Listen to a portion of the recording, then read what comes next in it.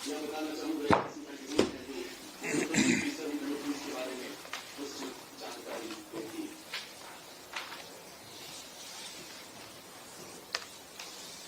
मुझे याद आता है माननीय मुख्यमंत्री महोदय, माननीय रक्षा मंत्री जी के शब्द, जिनको भी महाराज के महोदय की पसंदीदा आदर्श और उनके संपादक माननीय रक्षा मंत्री एवं उत्तर प्रदेश के माननीय मुख्यमंत्री जी के अनुसार छोड़ने में नहीं अगर कोई छेड़ेगा, बेचारों के लोग आज नापाक दुश्मन अपनी रहम की नहीं हमसे मांग रहा है।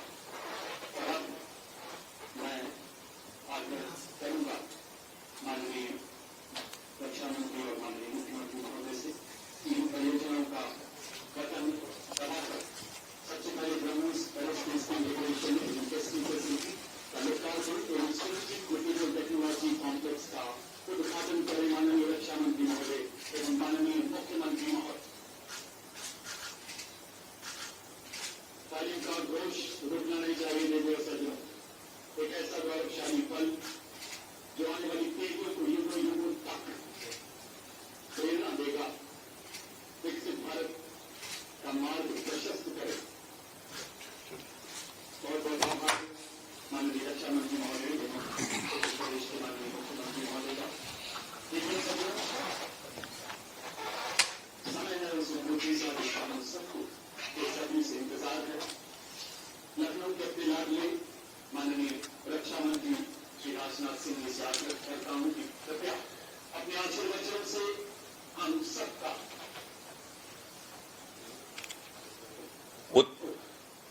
उत्तर प्रदेश के यशस्वी एक्टिव एवं इफेक्टिव चीफ मिनिस्टर श्रीमान योगी आदित्यनाथ जी, यूपी के उप मुख्यमंत्री श्री केशव प्रसाद जी मौर्य, श्री ब्रजेश जी पाठक, यूपी के एनआरआई एवं investment promotion minister Shri Nand Kumar ji गुप्त नंदी जी, मेंबर राज्यसभा श्री ब्रिजलाल जी, विधायक सरोजनी नगर डॉक्टर राजेश्वर सिंह, विधानसभा विधान परिषद के सभी सम्मानित सदस्यगण, हमारे डीआरडीओ के साइंटिस्ट और यहाँ मौजूद अधिकारीगण, देश भर के मौजूद सारे टेक्नोक्रेट्स, देवियों व सज्जनों, सबसे पहले तो मैं क्षमा चाहता हूं कि अपरिहार्य कारणों से चाहते हुए भी मैं समय से उपस्थित नहीं हो पाया। मैं जानता हूं कि हमारे मुख्यमंत्री योगी जी को बहुत ही आवश्यक कार्यक्रम से गोरखपुर जाना था, लेकिन केवल इस कार्यक्रम की महत्ता को समझते हुए उन्होंने इसमें उनको विलंब हुआ है, फिर भी वो यहां पर मौजूद हैं।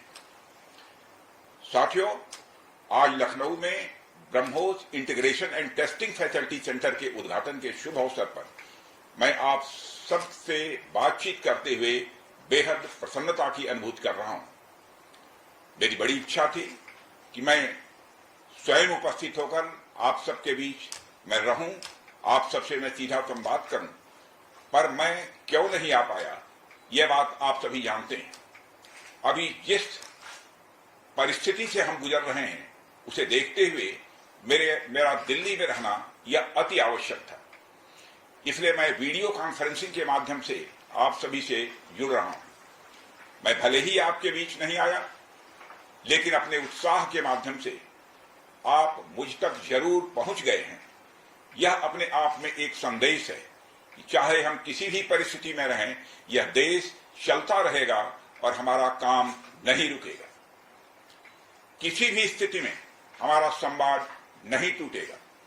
साथियों, आज का दिन हमारे शहर लखनऊ और हमारे राज्य उत्तर प्रदेश और हमारे पूरे देश के लिए एक ऐतिहासिक दिन है। आज का दिन मैं समझता हूं उस शक्ति की आराधना का दिन है जो हमारी सेनाओं को संबल प्रदान करती है, जो हमारी सेनाओं में निहित होकर दुश्मन पर कहर बरसाती है। आज का दिन मेरे लिए व्यक्तिगत रूप से बहुत ही महत्वपूर्ण है, क्योंकि मैंने अपने शहर लखनऊ के लिए एक सपना देखा था कि मेरा शहर भारत के डिफेंस सेक्टर को मजबूत करने में एक बड़ा योगदान दे। वह सपना अब पूरा हो रहा है। साथियों, BrahMos integration and testing facility का उद्घाटन इसलिए भी महत्व रखता है क्योंकि आज का दिन बहुत ही खास है। आप सब तो जानते ही हैं कि आज नेशनल टेक्नोलॉजी डे है। आज ही के दिन 1998 में श्रद्धेय अटल बिहारी वाजपेयी जी के नेतृत्व में हमारे वैज्ञानिकों ने पोखरण में परमाणु परीक्षण करके दुनिया को भारत की ताकत दिखाई थी। और वह परीक्षण हमारे साइंटिस्ट, इंजीनियर्स, डिफेंस पर्सनल और कई अन्य स्टेक होल्डर्स के अथक प्रयासों का ही परिणाम था। यह हमारे वैज्ञानिकों तथा इंजीनियर्स को मान्यता देने, उनको रिकॉग्नाइज करने और उनके कंट्रीब्यूशन को एक्नॉलेज करने का दिन है। मुझे अच्छी तरह याद है, जब मैंने इसका शिलान्यास किया था, उस समय माननीय मुख्यमंत्री श्री योगी आदित्यनाथ जी भी थे। उस दौरान मैंने यह इच्छा जाहिर की थी कि जितनी जल्दी हो सके इस प्रोजेक्ट को पूरा कर लिया जाए।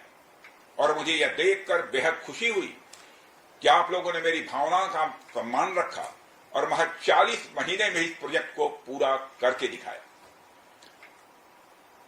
आज हमारे आसपास जैसी परिस्थितियां हैं, उसे देखते हुए ये बेहद जरूरी हो जाता है कि हम अपने लक्ष्यों को ऐसे ही समयबद्ध तरीके से पूरा करते रहें। इस मौके पर मैं उत्तर प्रदेश के माननीय मुख्यमंत्री श्री योगी आदित्यनाथ जी का विशेष आभार प्रकट करता हूं। यदि इतने कम समय में ब्रह्मोस की इंटीग्रेशन एंड टेस्टिंग फैसिलिटी की स्थापना हो सकी, तो इसके पीछे योगी जी का बहुत बड़ा योगदान है। मैं डीआरडीओ, हमारे वैज्ञानिक, हमारे इंजीनियर्स और इस प्रोजेक्ट से जुड़े हर व्यक्ति और संस्था को मैं हृदय से बधाई देता हूं। आप लोगों ने दिन रात मेहनत करके इस इंटीग्रेशन एंड टेस्टिंग फैसिलिटी को खड़ा किया है। देश भर के वैज्ञानिक, इंजीनियर्स और युवाओं का योगदान हमें इस फैसिलिटी सेंटर में देखने को मिलेगा। मैं आपकी मेहनत और लगन को नमन करता हूं। साथियों, हमारी सरकार जब उत्तर प्रदेश में डिफेंस कॉरिडोर के विजन को लेकर आगे बढ़ी थी, तो उस समय हमारे सामने अनेक बड़े लक्ष्य थे। उन तमाम लक्ष्यों में से हमारा एक उद्देश्य यह भी था कि हम उत्तर प्रदेश को एक बार फिर देश के प्रोडक्शन सेंटर के रूप में डेवलप करें।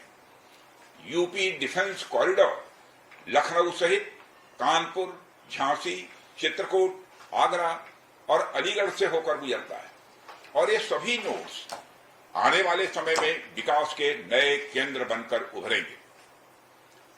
साथियों, एक उदाहरण मैं आपके सामने रखूं तो आप में से बहुत लोगों को पता होगा कि एक समय कानपुर और आसपास का क्षेत्र प्रोडक्ट्स की मैन्युफैक्चरिंग के लिए जाना जाता था। आर्थिक रूप से यह क्षेत्र बहुत ही समृद्ध था। इसे मैनचेस्टर ऑफ द ईस्ट कहा जाता था। लेकिन आजादी के बाद अनेक कारणों से आर्थिक प्रगति की राह में यह क्षेत्र पिछड़ता गया और कहीं पीछे छूट गया। मैं उन कारणों में तो नहीं जाना चाहूंगा, पर कहना यह चाहता हूं कि यूपी डिफेंस कॉरिडोर के निर्माण के बाद यह क्षेत्र फिर से एक बार अपने पुराने वैभव को प्राप्त करने की ओर आगे बढ़ चला। मुझे इसमें कोई संदेह नहीं है कि कानपुर विकास की उन ऊंचाइयों को छुएगा जो दुनिया के विकसित क्षेत्रों के लिए अनुकरणीय होगा। कल को वेस्ट में कोई क्षेत्र जब बहुत अधिक प्रगति करेगा तो उसे कानपुर ऑफ द वेस्ट कहा जाएगा। इसी प्रकार डिफेंस इंडस्ट्रियल कॉरिडोर के सभी नोड्स को डेवलप करने के लिए हम पूरी तरह से कमिटेड हैं। मुझे यह भी बतलाया गया है कि अभी उत्तर प्रदेश डिफेंस कॉरिडोर में aircraft manufacturing, UAV, drones, ammunition, composite and critical materials, small arms, textile तथा पैरासूट आदि में मेजर इन्वेस्टमेंट किए गए। एक अच्छी बात यह है कि इस डिफेंस कॉरिडोर में हमें पब्लिक सेक्टर और प्राइवेट सेक्टर दोनों की ही बड़ी अहम भागीदारी दिखाई दे रही है। साथियों, जब मैं प्राइवेट सेक्टर की भागीदारी की बात कर रहा हूं तो मुझे यह बताते हुए बड़ी खुशी हो रही है कि लखनऊ में ही पीटीसी इंडस्ट्रीज लिमिटेड द्वारा titanium and super alloy material plants की शुरुआत की जा रही है। इसके अलावा 7 एडिशनल क्रिटिकल प्रोजेक्ट्स की भी नींव इस समय रखी जा रही है। यह निश्चित रूप से रक्षा क्षेत्र में भारत की आत्मनिर्भरता की गति को और तेज करेगा। मैं इसके लिए श्री सचिन अग्रवाल को भी बधाई देना चाहता हूं। हमारा सपना है कि उत्तर प्रदेश दुनिया के टॉप डिफेंस प्रोडक्शन और एक्सपोर्ट डेस्टिनेशन के रूप में जाना जाए। आज जो ब्रह्मोस फैसिलिटी शुरू हो रही है, मैं समझता हूं वह यूपी डिफेंस कॉरिडोर का एक गौरव होगा। यह सिर्फ उत्तर प्रदेश का ही नहीं, बल्कि देश का सबसे बड़ा BrahMos integration and testing facility centre है। यह रक्षा क्षेत्र में भारत की आत्मनिर्भरता के प्रयास को भी मजबूती प्रदान करेगा। साथियों, जहां तक ब्रह्मोस का प्रश्न है, तो आप सभी यह जानते हैं कि ब्रह्मोस दुनिया के सबसे तेज सुपरसोनिक क्रूज मिसाइल्स में से एक है। ब्रह्मोस सिर्फ एक हथियार नहीं है, बल्कि यह अपने आप में एक मैसेज है। मैसेज हमारी आर्म्ड फोर्सेस के स्ट्रेंथ का है। मैसेज दुश्मन के प्रति हमारी डेटरेंस का है, प्रतिरोधक क्षमता का है। मैसेज हमारी बॉर्डर्स की सेफ गार्डिंग के हमारी प्रतिबद्धता का है। साथियों, पोखरण परमाणु परीक्षण में महत्वपूर्ण योगदान देने वाले मिसाइल मैन और हमारे पूर्व राष्ट्रपति डॉक्टर एपीजे अब्दुल कलाम ने यह कहा भी था कि unless India stands up to the world, no one will respect us in this world. Fear has no place, only strength respects strength. अर्थात दुनिया कमजोरों का नहीं, बल्कि शक्तिशाली का सम्मान करती है। उनका विजन था कि हमें अपनी ताकत को और मजबूत करना होगा। जब तक कोई देश ताकतवर नहीं होगा, दुनिया उसका सम्मान नहीं करेगी। आज भारत दुनिया के सबसे शक्तिशाली राष्ट्रों में से एक है। हम लगातार अपनी ताकत और बढ़ा रहे हैं, और मैं समझता हूं कि आज जो फैसिलिटी सेंटर शुरू हो रहा है, यह भारत की शक्ति को और मजबूत करने में सहायक होगी। साथियों, यह केवल एक फैक्ट्री का उद्घाटन भर नहीं है, बल्कि मैं समझता हूं कि रक्षा क्षेत्र में भारत की आत्मनिर्भरता की दिशा में एक बहुत बड़ा कदम है। Uttar Pradesh defence industrial corridor बनने के पश्चात उत्तर प्रदेश के इंडस्ट्रियल डेवलपमेंट का एक नए सिरे से श्री गणेश हो चुका है। इस डिफेंस कॉरिडोर में अब तक कुल 180 के लगभग एमओयूज साइन किए जा चुके हैं, जिसमें 34,000 करोड़ रुपए का इन्वेस्टमेंट प्रपोज्ड है। आपको यह जानकर खुशी होगी कि अभी तक इस कॉरिडोर में 4,000 करोड़ रुपए का इन्वेस्टमेंट किया भी जा चुका है। साथियों, टेक्नोलॉजी डे के दिन इस हाई टेक्नोलॉजी प्लेटफॉर्म फैसिलिटी को इनागुरेट करना अपने आप में एक लैंडमार्क डे है, परंतु इसके साथ साथ यह भारत की नई इनोवेटिव एनर्जी को भी दिखाता है, जिसको हमने पिछले कुछ सालों में गति देने का प्रयास किया है। हम सब जानते हैं कि इस समय टेक्नोलॉजी के क्षेत्र में, खासकर critical high and frontier technology के क्षेत्र में बड़ी तेजी से बदलाव आ रहा है। चाहे सिविल सेक्टर हो या डिफेंस सेक्टर, आज रोज नई नई टेक्नोलॉजी सभी प्रकार के प्रोडक्ट्स या सर्विसेज में क्रांतिकारी परिवर्तन ला रही है। हमारे जीवन का कोई भी ऐसा कार्य क्षेत्र नहीं है जहां टेक्नोलॉजी हमें डिसरप्टिव तरीके से प्रभावित न कर रही हो। दुनिया के हर क्षेत्र में इस टेक्नोलॉजी क्रांति ने एक ऐसी उथल पुथल मचा रखी है जहां पुराने सारे अब तक के स्थापित जो नोशंस हैं, धारणाएं हैं, वो तेजी से बदल रही हैं और ऐसे नए परिवर्तनों का आगाज हो रहा है जिसके बारे में पहले हम सोच भी नहीं सकते थे। ऐसे में नेशनल टेक्नोलॉजी डे एक खास महत्व रखता है और इस खास दिन पर डिफेंस के क्षेत्र में एक हाई टेक्नोलॉजी फैसिलिटी को उद्घाटन करना मेरे, आपके और हम सब के लिए एक गौरव का विषय है।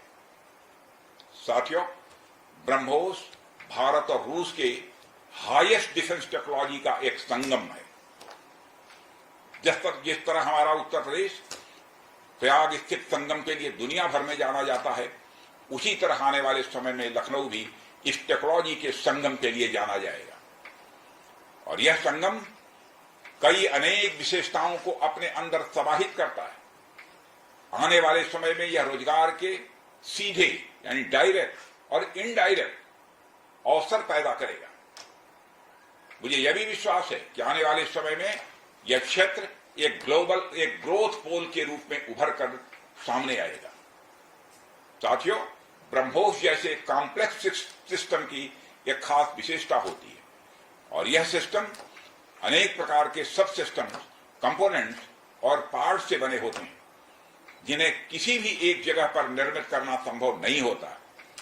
यह सभी अलग अलग पार्ट्स इतने विशेष होते हैं, स्पेशलाइज्ड होते हैं, इनमें से हर एक को बनाने के लिए हाईली स्किल्ड मैन पावर और हाई टेक्नोलॉजी वाले हथियार, औजार, टूल्स की आवश्यकता होती है। आपको मैं यह बताना चाहूंगा कि हमारी डिफेंस इंडस्ट्री के अंदर देश भर में, चाहे वह डीपीएसयू हो या प्राइवेट सेक्टर की इंडस्ट्रियल यूनिट्स हो या जहां भी स्थापित होती हैं, वहां अपने साथ साथ एमएसएमई यानी छोटी औद्योगिक इकाइयों का एक एंसिलरी इंडस्ट्रियल बेस भी निर्मित करती है और इन एंसिलरी इंडस्ट्रियल बेस से पूरे इलाके का एक सामाजिक आर्थिक विकास होता है। मेरा मानना है कि यह फैसिलिटी सेंटर भी वही भूमिका निभाएगा। और साथियों, जैसा कि आप सब जानते हैं, चाहे भारत सरकार हो या राज्य सरकार, हमारी नीति एकदम साफ है। Make in India, make forward. हमारे लिए रक्षा क्षेत्र में आत्मनिर्भरता का अर्थ बहुत व्यापक है। हम इस विचार के साथ आगे बढ़ रहे हैं कि हमें खुद के लिए तो आर्म्स एंड इक्विपमेंट बनाना ही है, साथ ही साथ में पूरी दुनिया को एक्सपोर्ट भी करना है। साथियों, दुनिया की मिलिट्री मार्केट में अपार संभावनाएं हैं। हाल ही में मैं Stockholm International Peace Research Institute की एक रिपोर्ट पढ़ रहा था। उसमें उन्होंने यह बताया है कि वर्ल्ड मिलिट्री एक्सपेंडिचर 2024 में बढ़कर $2,718 बिलियन हो गया। आप सोचिए, आर्म्स एंड इक्विपमेंट का इतना बड़ा मार्केट हमारी राह देख रहा है। इसलिए हमें बेहद मजबूती से भारत को दुनिया के लिए एक अट्रैक्टिव डिफेंस प्रोडक्ट हब के रूप में विकसित करने की ओर आगे बढ़ना ही होगा। आज का दिन उस विचार की तरफ बढ़ाया गया हमारा एक और ठोस कदम है। इन सारी चीजों ने मिलाकर उत्तर प्रदेश में डेवलपमेंट का एक इकोसिस्टम तैयार किया है। इसी कारण हम उत्तर प्रदेश में डिफेंस कॉरिडोर का भी निर्माण कर पाए। हमने लखनऊ में डिफेंस एक्सपो का भी आयोजन किया।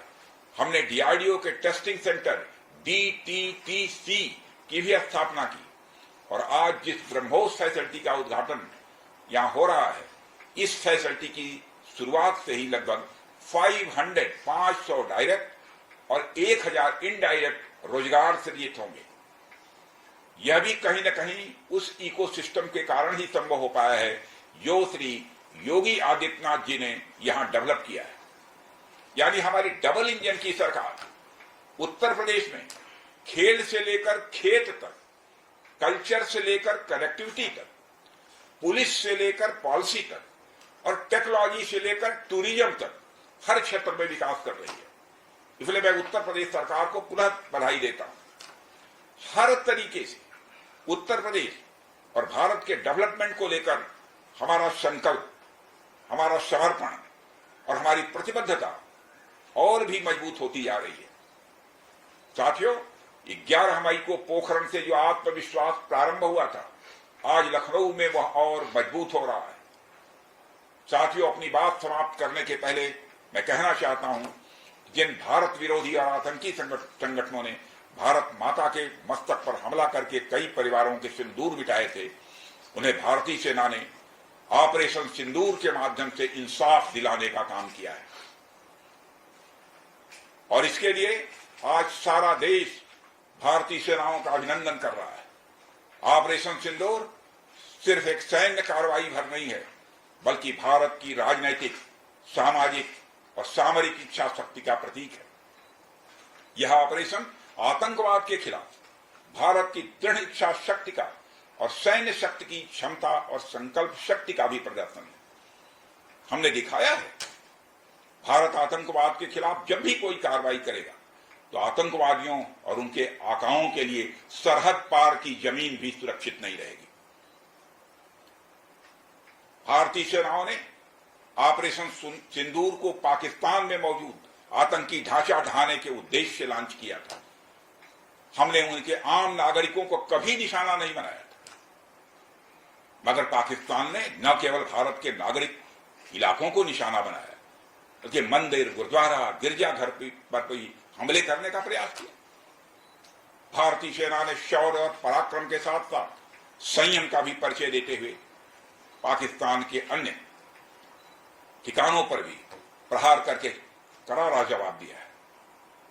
हमने केवल सीमा से सटे सैन्य ठिकानों पर ही नहीं कार्रवाई की, बल्कि भारत की सेनाओं की धमक उस रावलपिंडी तक सुनी गई जहां पाकिस्तानी फौज का हेडक्वार्टर मौजूद है। मित्रों, भारत में आतंकवादी घटनाएं करने और कराने का क्या अंजाम होता है, यह पूरे विश्व ने उरी की घटना के बाद देखा, जब हमारी सेना ने पाकिस्तान में घुसकर सर्जिकल स्ट्राइक की। पुलवामा के बाद देखा, जब बालाकोट पर एयर स्ट्राइक की गई, और अब पहलगाम की घटना के बाद दुनिया देख रही है कि जब भारत ने पाकिस्तान के भीतर घुसकर मल्टीपल स्ट्राइक्स की। आतंकवाद के खिलाफ जीरो टॉलरेंस की नीति पर चलते हुए हमारे यशस्वी प्रधानमंत्री श्री नरेंद्र मोदी ने स्पष्ट कर दिया है कि यह नया भारत है जो आतंक के खिलाफ सरहद के इस पार और उस पार दोनों तरफ प्रभावी कार्रवाई करेगा। यह हमारे प्रधानमंत्री जी ने स्पष्ट रूप से यह संदेश दे दिया। मैं एक बार फिर से BrahMos integration and testing facility centre और इस प्रोजेक्ट में शामिल सभी स्टेक होल्डर्स को हार्दिक बधाई देता हूं। मैं साथ ही पीटीसी इंडस्ट्री लिमिटेड को भी उनके एम्बिशियस प्रोजेक्ट पर हृदय से बधाई देता हूं। इन तमाम प्रोजेक्ट्स की शुरुआत पर मैं लखनऊ और उत्तर प्रदेश की जनता को भी बधाई देता हूं, जो इस ऐतिहासिक पहल का हिस्सा बन रही है। अंत में मैं आप सभी का आभार प्रकट करते हुए अपनी बात को समाप्त करना चाहता हूं, और आप सभी से मैं खेद भी व्यक्त करता हूं कि निर्धारित समय पर मैं इस कार्यक्रम में उपस्थित नहीं हो सका, लेकिन देर आया दुरुस्त आया। आप सबको बहुत बहुत धन्यवाद। जय हिंद।